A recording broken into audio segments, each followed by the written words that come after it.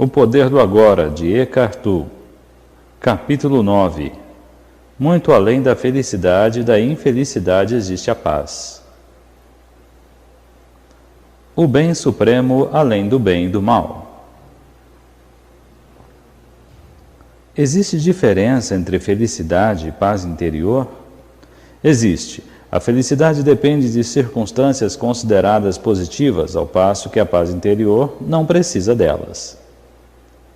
Há possibilidade de só atrairmos coisas positivas para as nossas vidas?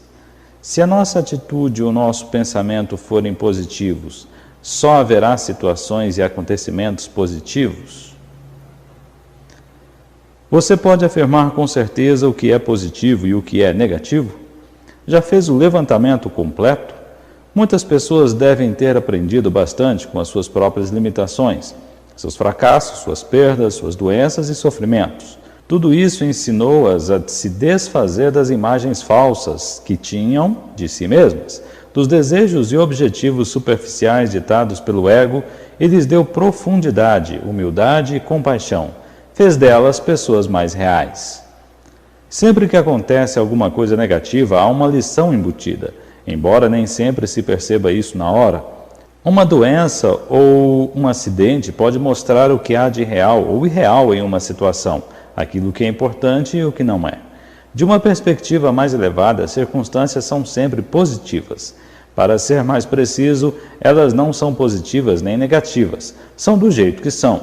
E quando aceitamos as coisas como são, o bem ou o mal deixam de existir em nossas vidas.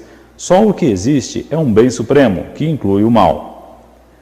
Mas, pela perspectiva da mente, existe o bem e o mal, o igual e o diferente, o amor e o ódio. É por isso que no livro de Gênesis está escrito que Adão e Eva não tiveram mais permissão para habitar o paraíso, quando comeram da árvore do conhecimento do bem e do mal. Isso me parece negação e ilusão. Quando alguma coisa ruim acontece comigo ou com alguém chegado a mim, tal como um acidente, uma doença ou morte, posso até fingir que não é mal, mas permanece o fato de que isso é mal. Por que negar? Você não está fingindo nada, só está permitindo uma coisa ser como é, apenas isso. Essa permissão para ser nos transporta para além da mente com os seus padrões de resistência que geram as polaridades positivas e negativas. É um aspecto fundamental do perdão. Perdoar o presente é até mais importante do que perdoar o passado. Se perdoarmos cada momento, se permitirmos que ele seja como é, não haverá nenhum acúmulo de ressentimento a ser perdoado mais tarde. Lembre-se de que não estamos aqui tratando de felicidade. Por exemplo, quando a pessoa amada acabou de morrer, ou se sentimos a nossa própria morte se aproximar, não podemos nos sentir felizes. É impossível, mas podemos estar em paz. Pode até haver tristeza e lágrimas, mas se deixarmos de resistir, conseguiremos perceber uma profunda serenidade por baixo da tristeza. Uma calma, uma presença sagrada. Isso é a emanação do ser. Isso é paz interior, o bem que não tem opositores. E se for uma situação sobre a qual eu possa fazer algo a respeito, como posso permitir que ela exista e mudá-la ao mesmo tempo? Faça o que você tem de fazer. Enquanto isso, aceite o que é. Como mente e resistência significam a mesma coisa para nós, aceitar aquilo que acontece nos liberta na mesma hora do domínio da mente e restabelece a nossa conexão com o ser. Como resultado, as costumeiras motivações do ego para agir, como o medo, a cobiça, o controle, a defesa ou a alimentação do falso sentido do ego, não vão mais funcionar. Uma inteligência muito maior do que a mente passa a dominar tudo e, com isso, uma diferente qualidade de consciência vai influenciar as nossas ações. Aceite o que quer que venha para você nas tramas do destino, pois o que se ajustaria mais adequadamente às suas necessidades? Isso foi escrito há 2000 anos por Marco Aurélio, um homem extraordinário que, além de poderoso, tinha uma grande sabedoria. Parece que a maioria das pessoas precisa vivenciar uma alta carga de sofrimento antes de abandonar a resistência e aceitar. isto é, antes de perdoar. Com o perdão, acontece o milagre do despertar da consciência do ser, através do que aparenta ser o mal, a transformação do sofrimento em paz interior. Todo o mal e todo o sofrimento do mundo vão nos forçar a descobrir quem somos realmente. Assim, aquilo que de uma perspectiva limitada percebemos como o mal é, na verdade, parte de um bem maior, que não tem opositores. Entretanto, isso só se torna uma verdade através do perdão. Sem ele, o mal permanece como mal. Através do perdão, que significa reconhecer a falta de consistência do passado e permitir que o momento presente seja como é, acontece o milagre da transformação, não só do lado de dentro, mas também do lado de fora. Um espaço silencioso de uma presença intensa surge dentro de nós e à nossa volta. Quem quer e o que for que penetre no campo da consciência será afetado, algumas vezes de forma clara e imediata, outras em níveis mais profundos, com mudanças só notadas algum tempo depois. Você dissolve a discórdia, cura o sofrimento, desfaz a inconsciência sem fazer nada, simplesmente sendo e sustentando essa frequência de presença intensa. O fim dos dramas em sua vida. Nesse estado de aceitação e paz interior, pode aparecer alguma coisa na vida para ser chamada de má, da perspectiva da consciência comum? Muitas das assim chamadas coisas más que nos acontecem na vida são devidas à inconsciência. Elas são criadas por nós, ou melhor, são criadas pelo ego. Refiro-me a isso às vezes como drama. Quando restabelecemos a conexão com o ser e não deixamos mais a mente governar, paramos de criar essas coisas. Mas há muitas pessoas que se apaixonam pelos seus dramas particulares de vida, identificam-se com suas histórias. O ego governa a vida delas, investiram nele todo o sentido do eu interior. Até mesmo a busca de uma resposta, de uma solução ou de uma cura se torna parte dele. O que mais temem é que seus dramas tenham fim. Enquanto essas pessoas forem à mente, seu maior medo será o próprio despertar. Quando vivemos em uma completa aceitação do que é, todos os dramas da nossa vida chegam ao fim. Ninguém consegue ter a mais leve discussão conosco, não importa quanto tente. Não se pode discutir com alguém completamente consciente. Uma discussão implica identificação com a mente e uma determinada posição mental, tal como resistência e reação às posições da outra pessoa. O resultado é que as polaridades opostas ficam mutuamente energizadas. Esses são os mecanismos da inconsciência. Ainda podemos estabelecer o nosso ponto de vista de modo claro e firme, mas não haverá nenhuma força reagindo ao fundo, nenhuma defesa e nenhuma agressão. Assim, não se criará um drama. Quando estamos completamente conscientes, deixamos de estar em conflito. Ninguém que esteja em unidade consigo mesmo consegue pensar em conflito, diz A Course in Miracles, um curso em milagres. O livro se refere não só a conflito com outras pessoas, mas fundamentalmente ao conflito dentro de nós, que deixa de existir quando não há mais nenhum desacordo entre as buscas e expectativas da nossa mente e aquilo que é. A impermanência e os ciclos da vida. Enquanto permanecermos na dimensão física e em conexão com a psique humana coletiva, o sofrimento, embora raro, ainda pode acontecer. Não devemos confundi-lo com o sofrimento emocional. Todo sofrimento é criado pelo ego e fruto de uma resistência. Além disso, nessa dimensão ainda nos sujeitamos à natureza cíclica e à lei da impermanência de todas as coisas, mas já não vemos mais o sofrimento como uma coisa má, ele simplesmente é. Ao permitir o existir de todas as coisas, uma dimensão mais profunda por baixo do jogo dos opostos se revela para nós como uma presença permanente, uma serenidade plena e estável, uma alegria sem motivo que se situa além do bem e do mal. Essa é a alegria do ser, a paz de Deus. No nível da forma existem nascimento e morte, criação e destruição, crescimento e dissolução de espécies aparentemente independentes. Podemos ver isso em tudo, no ciclo da vida de uma estrela ou de um planeta em um corpo físico, em uma árvore, em uma flor, na ascensão e queda das nações, de sistemas políticos e de civilizações. e também nos inevitáveis ciclos de lucros e perdas que temos na vida. Existem ciclos de sucesso, como quando as coisas acontecem e dão certo, e ciclos de fracasso, quando elas não vão bem e se desintegram. Você tem de permitir que elas terminem, dando espaço para que coisas novas aconteçam ou se transformem. Se nos apegamos às situações e oferecemos uma resistência nesse estágio, isso significa que estamos nos recusando a acompanhar o fluxo da vida e que vamos sofrer. Não é verdade que o ciclo ascendente seja bom e o ciclo descendente seja ruim, a não ser no julgamento da mente. O crescimento é, em geral, considerado positivo, mas nada pode crescer para sempre. Se o crescimento nunca tivesse fim, poderia acabar em algo monstruoso e destrutivo. É necessário que as coisas acabem para que coisas novas aconteçam. O ciclo descendente é absolutamente essencial para a realização espiritual. Você tem de ter falhado gravemente de algum modo ou passado por alguma perda profunda ou algum sofrimento para ser conduzido à dimensão espiritual.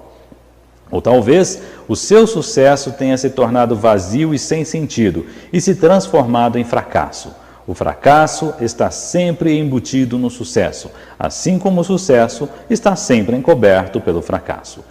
No mundo da forma, todas as espécies fracassam, mais cedo ou mais tarde, e toda conquista acaba em derrota.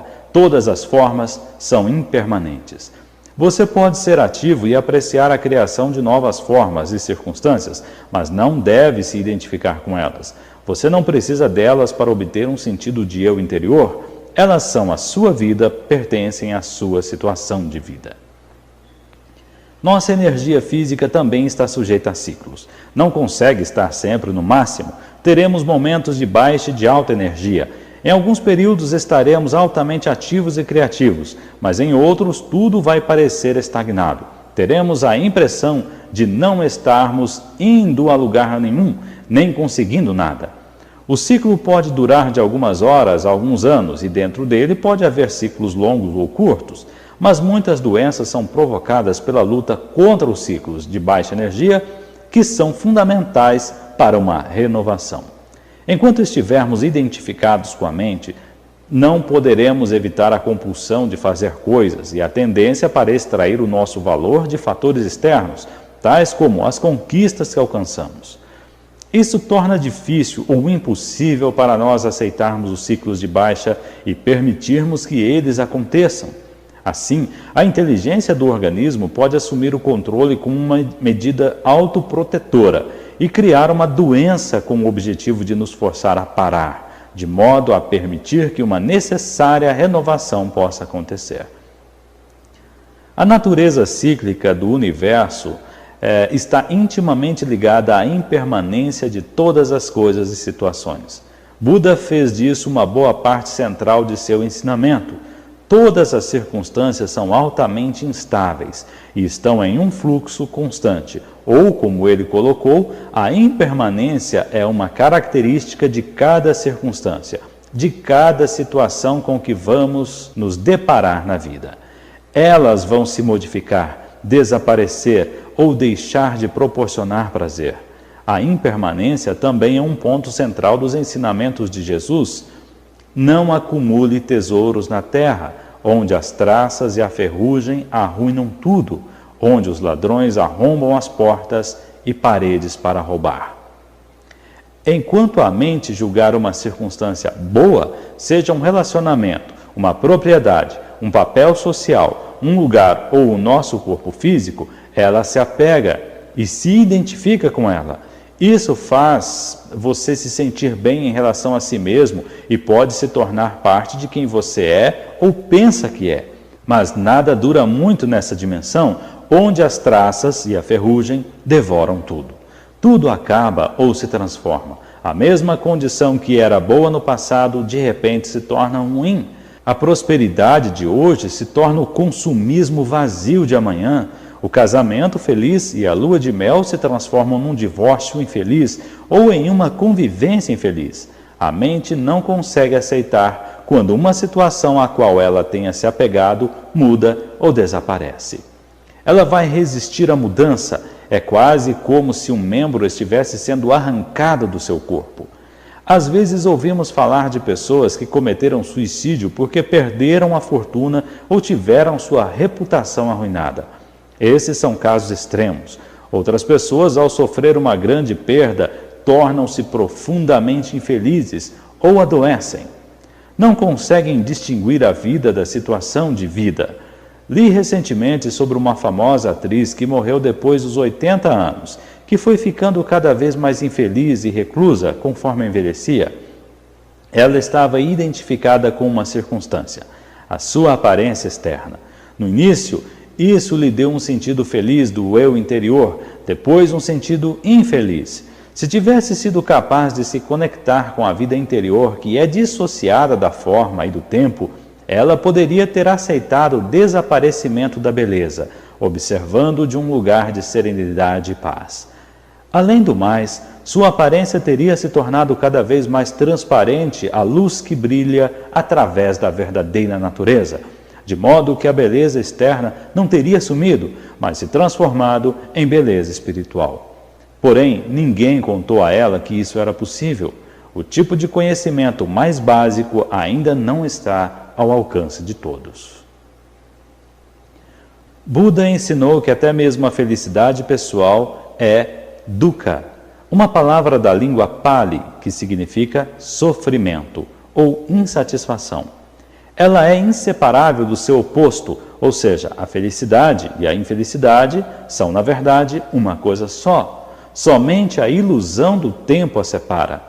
Isso não significa negatividade, é simplesmente reconhecer a natureza das coisas para não viver atrás de uma ilusão pelo resto da vida. Nem quer dizer que você não deva mais apreciar os objetos e as circunstâncias agradáveis e bonitas, porém usá-los para procurar aquilo que não podem dar, uma identidade, um sentido de permanência e uma satisfação é uma receita para a frustração e para o sofrimento. Toda a indústria da propaganda e a sociedade de consumo entrariam em colapso se as pessoas se tornassem iluminadas e deixassem de tentar encontrar as suas identidades através dos objetos. Quanto mais usarmos esse caminho para encontrarmos a felicidade, mais estaremos nos iludindo. Nada lá fora vai conseguir nos trazer satisfação, a não ser por um tempo e de modo superficial. Mas talvez você precise passar por muitas decepções antes de perceber a verdade. Os objetos e as circunstâncias podem lhe dar prazer, mas também vão lhe trazer sofrimento. Eles podem lhe dar prazer, mas não trazer alegria. A alegria não tem uma causa e brota dentro de nós como a alegria do ser. É uma parte essencial do estado de paz interior, conhecido como a paz de Deus. É o nosso estado natural, não algo por que tenhamos de lutar para sempre, para conseguir. As pessoas, em geral, não percebem que a salvação não está em nada do que façam, possuam ou consigam. Aquelas que percebem ficam muito mais vezes enfastiadas do mundo e deprimidas. Se nada pode lhes dar um verdadeiro prazer, será que resta alguma coisa pelo que se empenhar? Com que objetivo? O profeta do Velho Testamento deve ter chegado a essa conclusão quando escreveu: tenho visto tudo o que se faz debaixo do sol, e eis que tudo é vaidade e uma luta contra o vento. Quando você chega a esse ponto, está a um passo do desespero e a um passo mais longe da iluminação. Uma vez um monge budista me disse: tudo o que aprendi nos 20 anos em que sou monge pode ser resumido a uma frase: tudo que surge, desaparece. Isso eu sei.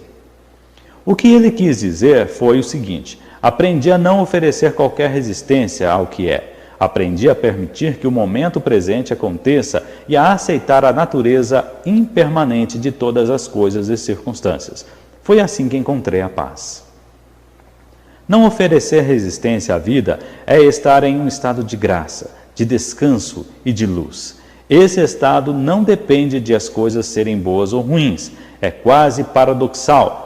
Mas como já não existe uma dependência interior quanto à forma, as circunstâncias gerais da sua vida, as formas externas, tendem a melhorar consideravelmente.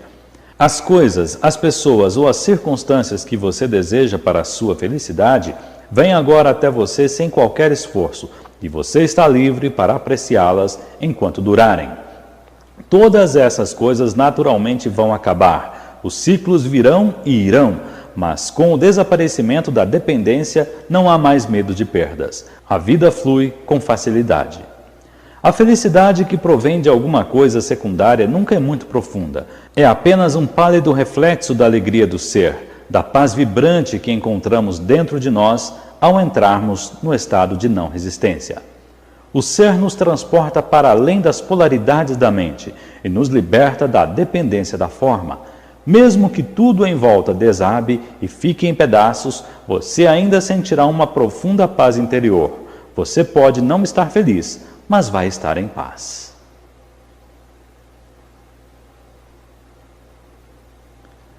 Utilizando e abandonando a negatividade. Toda resistência interior é vivenciada como negatividade. Toda negatividade é resistência. Nesse contexto, as duas palavras são quase sinônimas. A negatividade vai de uma irritação ou impaciência a uma raiva furiosa, de um humor deprimido ou um ressentimento a um desespero suicida. Às vezes, a resistência faz disparar o sofrimento emocional, caso em que mesmo uma situação banal pode produzir uma negatividade intensa, como a raiva, a depressão ou um profundo pesar. O ego acredita que através da negatividade pode manipular a realidade e conseguir o que deseja. Acredita que através dela pode atrair uma circunstância desejável ou dissolver uma indesejável. O livro A Course in Miracles, um curso em milagres, destaca corretamente isso ao afirmar que sempre que estamos infelizes, acreditamos inconscientemente que a infelicidade compra para nós o que queremos. Se você, a mente, não acreditasse que a infelicidade funciona, por que a criaria? O fato é que essa negatividade não funciona. Em vez de atrair uma circunstância desejável, ela a interrompe ao nascer. Em vez de desfazer uma circunstância indesejável, ela a mantém no lugar.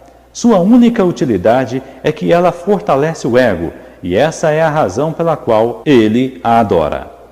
Uma vez que você tenha se identificado com alguma forma de negatividade, não vai querer que ela desapareça em um nível inconsciente mais profundo, não vai desejar uma mudança positiva. Ela iria ameaçar a sua identidade como uma pessoa depressiva, zangada ou difícil de lidar. Você então passa a ignorar, negar ou sabotar aquilo que é positivo em sua vida.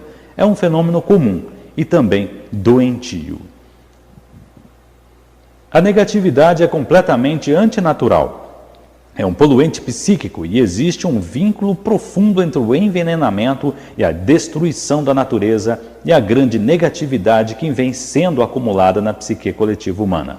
Nenhuma outra forma de vida do planeta conhece a negatividade. Somente os seres humanos, assim como nenhuma outra forma de vida violenta, envenena a terra que a sustenta. Você já viu uma flor infeliz ou um carvalho estressado? Já cruzou com um golfinho deprimido, um sapo com problemas de autoestima, um gato que não consegue relaxar ou um pássaro com ódio e ressentimento? Os únicos animais que eventualmente vivenciam alguma coisa semelhante à negatividade ou mostram sinais de comportamento neurótico são os que vivem em contato íntimo com os seres humanos e assim se ligam à mente humana e a insanidade deles.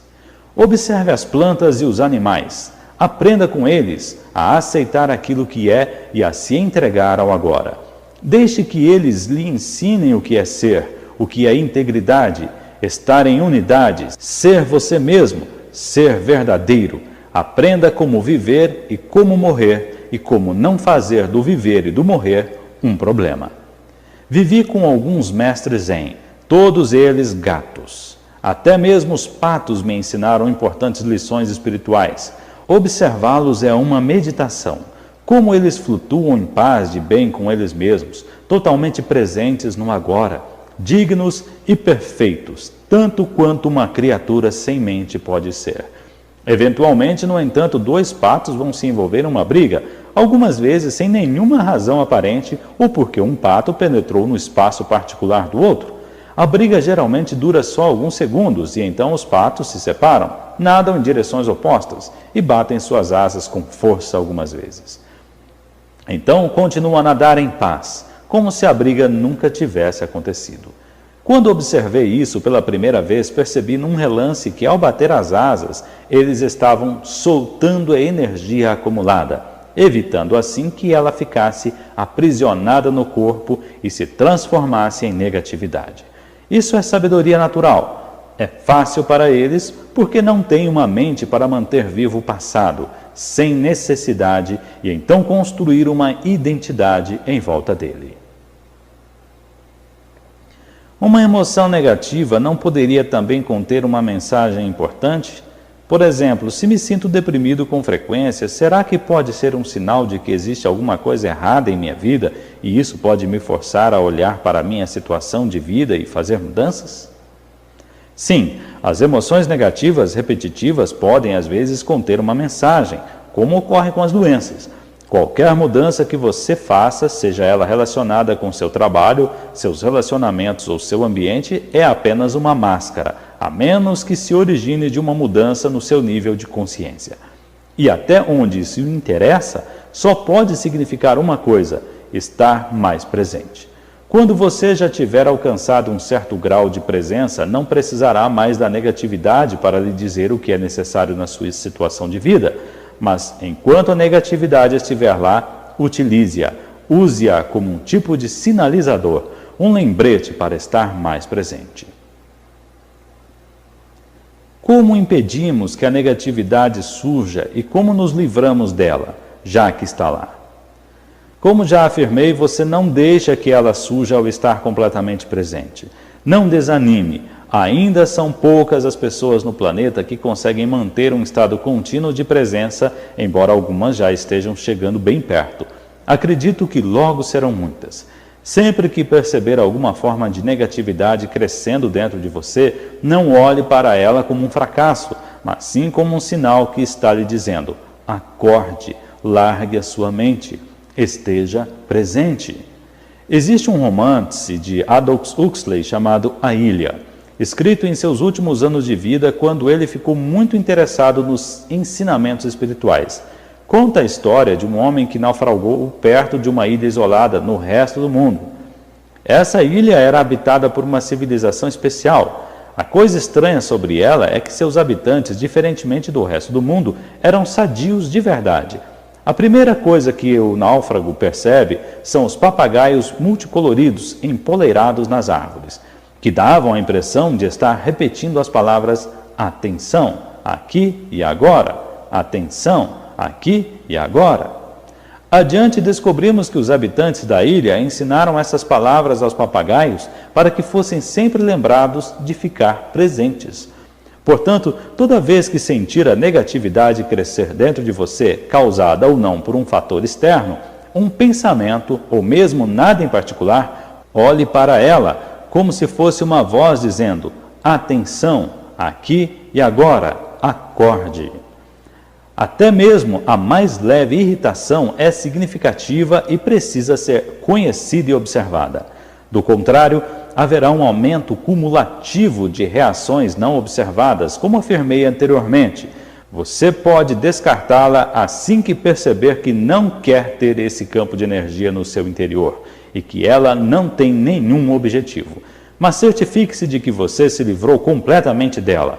Se não conseguir, simplesmente aceite que ela está ali e concentre a sua atenção em senti-la. Uma alternativa para descartar uma reação negativa é fazê-la desaparecer ao imaginar a si mesmo se tornando transparente para a causa externa da reação.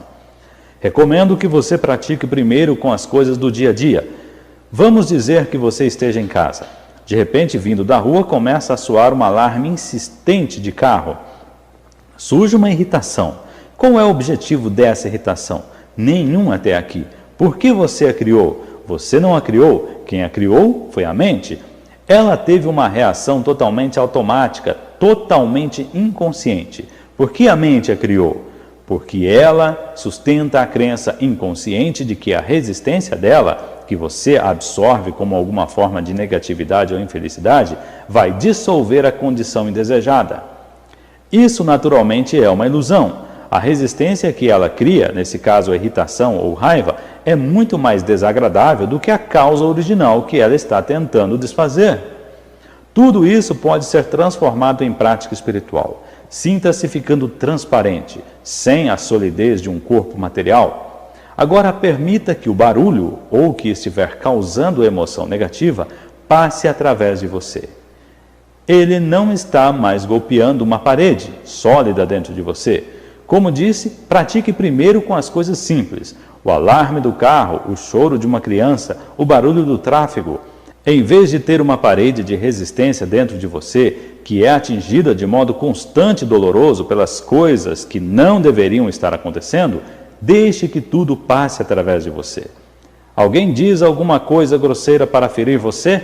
Em vez de desencadear uma reação inconsciente e a negatividade, como uma agressão, uma defesa, um retraimento, você deixa isso passar através de você. Não ofereça resistência.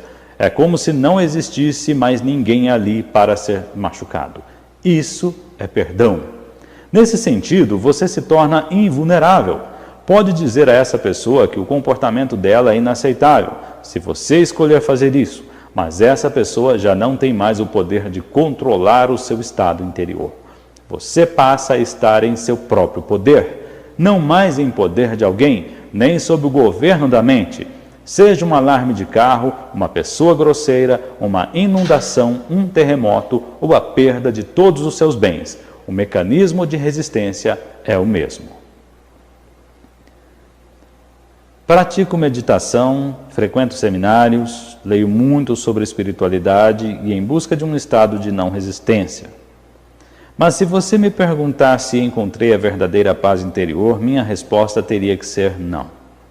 Por que não encontrei? O que mais posso fazer? Você ainda está procurando lá fora e não consegue escapar do modo de busca. Talvez o próximo seminário lhe traga a resposta, talvez aquela nova técnica. Diria a você, não busque a paz, não busque nenhum outro estado além daquele em que você está agora. Do contrário, vai criar um conflito interno e uma resistência inconsciente. Perdoe a si mesmo por não estar em paz. No momento em que você aceitar completamente a sua intranquilidade, ela se transformará em paz. Qualquer coisa que você aceite completamente vai lhe levar até lá, vai levar você até a paz. Esse é o milagre da entrega. Você já deve ter ouvido a frase, dê a outra face, que um grande mestre da iluminação empregou há quase 2000 anos. Ele estava tentando transmitir simbolicamente o segredo da não resistência e da não reação. Nessas palavras, como em todas as que proferiu, ele estava preocupado apenas com a nossa realidade interior, não com a conduta externa da nossa vida. Você conhece a história de Bazan? Antes de se tornar um grande mestre zen, ele passou muitos anos perseguindo a iluminação, mas ela o iludia. Então, um dia, enquanto andava pelo mercado, ouviu uma conversa entre um açougueiro e seu freguês. Me dê o melhor pedaço de carne que você tem aí, disse o freguês. O açougueiro respondeu, todo pedaço de carne que tenho é o melhor. Não há nenhum pedaço de carne aqui que não seja o melhor. Depois de ouvir isso, Bazan se tornou iluminado. Posso ver você esperando uma explicação. Quando aceitamos o que é, todo pedaço de carne, todo momento é o melhor. Isso é iluminação. A natureza da compaixão. Tendo ultrapassado as fronteiras construídas pela mente, você passa a ser como um lago profundo. Sua situação de vida e o que acontece no mundo exterior são a superfície do lago, às vezes calmo, às vezes cheios de ondas por causa do vento, conforme os períodos e as estações. Lá no fundo, porém, o lago é sempre sereno. Você é esse lago por inteiro, não apenas a superfície, e está em contato com a sua própria profundidade, que permanece absolutamente serena. Você não reage a uma mudança ao se apegar mentalmente a qualquer situação. A sua paz interior não depende dela. Você se fixa no ser, imutável, eterno, imortal. E não é mais dependente da satisfação ou da felicidade do mundo exterior, das formas constantemente flutuantes. Você pode desfrutá-las, brincar com elas, criar novas formas, apreciar a beleza de todas, mas não tem mais necessidade de se apegar a nenhuma delas. Quando você consegue se desprender desse jeito, isso não significa que também se distancia dos outros seres humanos? Pelo contrário, enquanto você não está consciente do ser, a realidade dos outros seres humanos vai causar uma ilusão, porque você ainda não encontrou a sua realidade. A mente vai gostar ou não da forma deles, não só do corpo, mas também da mente deles. O verdadeiro relacionamento só é possível quando existe uma consciência do ser. A partir do ser, você vai perceber o corpo e a mente da outra pessoa como se fosse uma tela, por trás da qual você pode sentir a verdadeira realidade deles, como você sente a sua. Assim, ao se confrontar com o sofrimento de outra pessoa ou com um comportamento inconsciente, você fica presente em contato com o ser e, desse modo, é capaz de olhar além da forma e sentir o ser radiante e puro da outra pessoa. No nível do ser, todo sofrimento é visto como uma ilusão, uma consequência da identificação com a forma. Milagres de cura às vezes acontecem através dessa descoberta, através do despertar da consciência do ser nos outros, se estivermos prontos. Isso é compaixão? Sim, a compaixão é a consciência de uma forte ligação entre você e todas as criaturas. Mas existem dois lados da compaixão, dois lados dessa ligação. De um lado, como ainda estamos aqui como um corpo físico, partilhamos a vulnerabilidade e a mortalidade da nossa forma física com todos os outros seres humanos e todos os seres vivos. Na próxima vez que disser, não tenho nada em comum com essa pessoa, lembre-se de que você tem muitas coisas em comum. Daqui a alguns anos, 2 ou 70, não faz muita diferença, os dois terão corpos apodrecidos, depois serão pó, depois nada restará. Isto é uma percepção humilde e sensata que não deixa muito espaço para o orgulho. Isso é um pensamento negativo? Não, apenas um fato. Por que fechar os olhos para ela? Nesse sentido, há uma completa igualdade entre você e todas as outras criaturas. Uma das mais poderosas práticas espirituais é meditar profundamente sobre a mortalidade das formas físicas, inclusive a sua. Isso se chama morrer antes que você morra. Vá fundo nisso. A sua forma física está se dissolvendo, é nada. Então surge um momento em que todas as formas mentais ou pensamentos também morrem. Mas você ainda está lá. A presença divina que você é, radiante, completamente consciente. Nada que é real morre de verdade. Somente os nomes, as formas e as ilusões. A realização dessa dimensão eterna, a nossa verdadeira natureza, é o outro lado da compaixão. Em um nível mais profundo, podemos reconhecer agora não só a nossa própria imortalidade, mas também a de todas as outras criaturas. No nível da forma, partilhamos a mortalidade e a precariedade da existência. No nível do ser, partilhamos a vida eterna e radiante. Esses são dois aspectos da compaixão.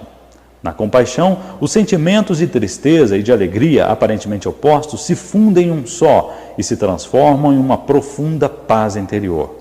Isso é paz de Deus. É um dos mais nobres sentimentos de que os homens são capazes e possui um grande poder de cura e transformação. Mas a verdadeira compaixão, como acabei de descrever, ainda é rara. Ter uma profunda empatia pelo sofrimento de um outro ser exige um alto nível de consciência, mas representa apenas um lado da compaixão. A verdadeira compaixão vai além da empatia ou da simpatia. Não acontece até que a tristeza se misture com a alegria, e a alegria do ser, além da forma, a alegria da vida eterna. Em direção a uma ordem de realidade diferente. Não concordo que o corpo precise morrer. Estou convencido de que podemos obter a imortalidade física. Acreditamos na morte e é por isso que o corpo morre. O corpo não morre porque acreditamos na morte. O corpo existe, ou assim parece, porque acreditamos na morte. O corpo e a morte são partes da mesma ilusão, criada pelo modo egóico da consciência que não tem percepção da fonte da vida e vê a si mesmo como uma coisa separada e sob constante ameaça. Assim, ele cria a ilusão de que somos um corpo, um veículo físico e sólido que está sob constante ameaça. A ilusão está em percebermos a nós mesmos como um corpo vulnerável que nasce e pouco depois morre. Corpo e morte, uma ilusão. Um não existe sem o outro. Queremos manter um lado da ilusão e nos livrarmos do outro, mas isso é impossível. Entretanto, você não pode escapar do corpo, nem tente fazer isso. O corpo é uma percepção incrivelmente distorcida da nossa verdadeira natureza, mas a nossa verdadeira natureza está disfarçada em algum lugar dentro dessa ilusão, não do lado de fora. Portanto, o corpo ainda é o único ponto de acesso a ela. Se você vê um anjo, mas o confunde com uma estátua de pedra, tudo o que você precisa fazer é adaptar a sua visão e olhar mais de perto para a estátua de pedra, e não olhar para o outro lado. Você então percebe que aquilo nunca foi uma estátua de pedra. Se a crença na morte cria o corpo, por que um animal tem corpo? Um animal não tem ego e não acredita na morte. Mas ele morre, ou parece que morre. Lembre-se de que a nossa percepção do mundo é um reflexo do nosso estado de consciência. Não estamos separados dele e não há um mundo objetivo fora dele. A cada momento, a nossa consciência cria o mundo em que habitamos. Um dos maiores insights que a física moderna teve foi o da unidade entre o observador e o observado. A pessoa que conduz a experiência, a consciência observadora, não pode ser separada dos fenômenos observados, e uma nova maneira de olhar leva os fenômenos observados a se comportarem de maneira diferente. Se você acredita na separação e na luta pela sobrevivência, vê essa crença refletida à sua volta e as suas percepções acabam sendo governadas pelo medo. Você vive num mundo de morte, lutas, uns atacando e matando os outros. Nada é o que parece ser. O mundo que você criou e vê através da mente pode parecer um lugar bem imperfeito, até mesmo um vale de lágrimas. Mas o que quer que você perceba é somente uma espécie de símbolo, como uma imagem em um sonho. É o jeito pelo qual a sua consciência interpreta e interage com a dança de energia molecular do universo. Essa energia é o material bruto da assim chamada realidade física. Você a vê em termos de corpos e de nascimentos e morte, ou como uma luta pela sobrevivência. Existe um número infinito de interpretações diferentes, de mundos completamente diferentes, tudo dependendo do que a consciência percebe. Cada ser é um ponto focal da consciência, e cada ponto focal cria o seu próprio mundo, embora todos esses mundos se interliguem. Existe um mundo humano, um mundo das formigas, um mundo dos golfinhos e etc. Existem intocáveis seres cuja frequência de consciência é tão diferente da nossa que provavelmente não temos consciência da existência deles, assim como eles não têm da nossa.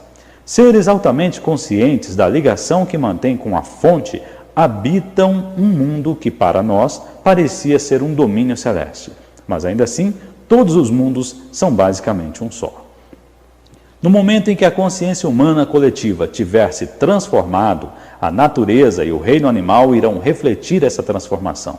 Aqui está a afirmação da Bíblia que, no futuro, o leão vai se deitar ao lado da ovelha. Isso aponta para a possibilidade de um ordenamento da realidade completamente diferente. O mundo, tal qual se apresenta para nós, é em grande parte um reflexo da mente. Sendo o medo uma consciência inevitável da ilusão criada pelo ego, é um mundo dominado pelo medo. Assim como as imagens em um sonho são símbolos dos estados interiores e dos sentimentos, a nossa realidade coletiva é uma expressão simbólica do medo e das pesadas camadas de negatividade até agora acumuladas na psique coletiva humana. Não estamos separados do nosso mundo. Então, quando a maioria dos humanos se tornar livre da ilusão egóica, essa mudança interior vai afetar toda a criação. Vamos, literalmente, viver em um mundo novo. É uma mudança na consciência do planeta. O estranho ensinamento budista de que toda árvore e toda folha de grama irão finalmente se tornar iluminadas aponta para a mesma verdade. De acordo com São Paulo, toda a criação está à espera de que os homens obtenham a iluminação. É assim que interpreto suas palavras. A criação aguarda com impaciência a revelação dos filhos de Deus. São Paulo diz que todo o universo vai se redimir através disso ao escrever: sabemos com efeito que a criação inteira geme, ainda agora com as dores de parto. O que está nascendo é uma nova consciência e, como um reflexo inevitável, um novo mundo. Isso também está relatado no livro das Revelações do Novo Testamento. Vi então um novo céu e uma nova terra, porque o primeiro céu e a primeira terra desapareceram. Mas não confunda causa e efeito. Nossa primeira tarefa não é buscar a salvação através da criação de um mundo melhor, mas sim despertar da nossa identificação com a forma. Não estamos mais presos a este mundo, a este nível de realidade. Podemos sentir nossas raízes no não manifesto e assim estarmos livres do apego ao mundo manifesto. Ainda podemos desfrutar os prazeres passageiros desse mundo, mas não somos mais escravos dessas experiências. Não estamos mais em busca da satisfação através de uma gratificação psicológica, através da alimentação do ego. Não temos mais medo de perder alguma coisa, portanto, não precisamos nos apegar a este mundo. Estamos em contato com algo infinitamente maior do que qualquer prazer, maior do que qualquer coisa manifesta. Em certo sentido, não precisamos mais do mundo e nem mesmo que ele seja diferente do que é. É neste ponto que você começa a dar uma contribuição real para criar um mundo melhor, uma nova realidade. É neste ponto que você se torna capaz de sentir a verdadeira compaixão e de ajudar os outros. Somente aqueles que transcenderam o mundo conseguem criar um mundo melhor. Você deve se lembrar que já falamos sobre a dualidade da verdadeira compaixão, que é a percepção de uma ligação tanto com a mortalidade quanto com a imortalidade. Nesse nível profundo, a compaixão se torna um remédio no sentido mais amplo. Nesse estado, a sua influência curativa se baseia não no fazer, mas no ser. Todas as pessoas com quem você mantiver contato serão tocadas pela sua presença e afetadas pela paz que você emana, quer elas estejam ou não conscientes disso. Quando estiver inteiramente presente e as pessoas à sua volta tiverem um comportamento inconsciente, você não vai sentir necessidade de reagir. A sua paz será tão grande e profunda que tudo que não for paz desaparecerá nela, como se nunca tivesse existido. Isso quebra o ciclo kármico de ação e reação. Os animais, as árvores, as flores vão sentir a sua paz e reagir a ela. Você ensinará através do ser, através da demonstração da paz de Deus. Você passará a ser a luz do mundo, uma emanação da pura consciência, e assim eliminará a causa do sofrimento. Você eliminará a inconsciência do mundo. Isso não significa que você não possa também ensinar através da ação. Por exemplo, ao apontar como se desidentificar da mente, reconhecer padrões inconscientes em alguém, etc. Mas quem você é será sempre um ensinamento transformador do mundo mais vital e mais poderoso do que o que você disser, e até mais essencial do que o que você fizer. Além disso, reconhecer a primazia do ser e assim trabalhar no nível da causa não exclui a possibilidade de que a sua compaixão simultaneamente se manifeste no nível da ação e do efeito, ao aliviar o sofrimento sempre que você o encontrar. Quando alguém faminto lhe pedir pão e você tiver, você vai dar. Mas ao dar o pão, mesmo que o seu contato seja muito breve, o mais importante será esse momento do ser partilhado, do qual o pão é apenas um símbolo. Uma cura profunda se instala internamente. Nesse momento, não há doador nem receptor. Como podemos criar um mundo melhor sem acabar primeiro com grandes males, como a fome e a violência? Todos os males são efeitos da inconsciência. Podemos aliviar os efeitos da inconsciência, mas não podemos eliminá-los, a menos que eliminemos sua causa. A verdadeira transformação acontece no interior, não no exterior. Querer aliviar o sofrimento do mundo é uma coisa muito nobre, mas lembre-se de não se concentrar exclusivamente no exterior. Do contrário, você vai sentir frustração e desespero. Sem uma profunda mudança na consciência humana, o sofrimento é um buraco sem fundo. Portanto, não permita que a sua compaixão se torne unilateral.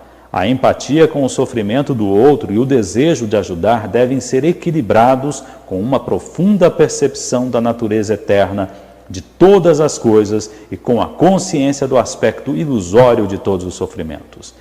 Permita que a sua paz inunde tudo o que você fizer e estará atuando sobre o efeito e a causa ao mesmo tempo.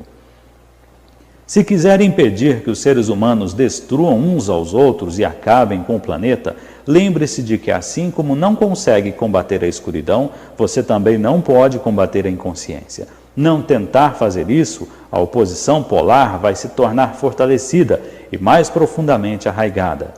Você vai se identificar com uma das polaridades, vai criar um inimigo e ser conduzido ao seu eu interior inconsciente.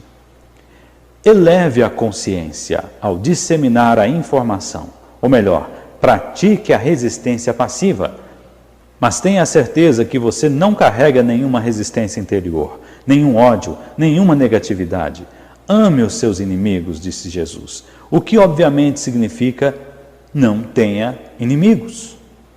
Uma vez que você se envolva em atuar no nível do efeito, é muito fácil se perder dentro dele. Fique alerta e muito presente.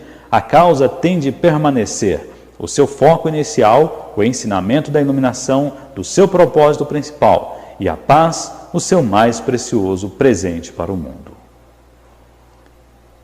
Fim do capítulo 9.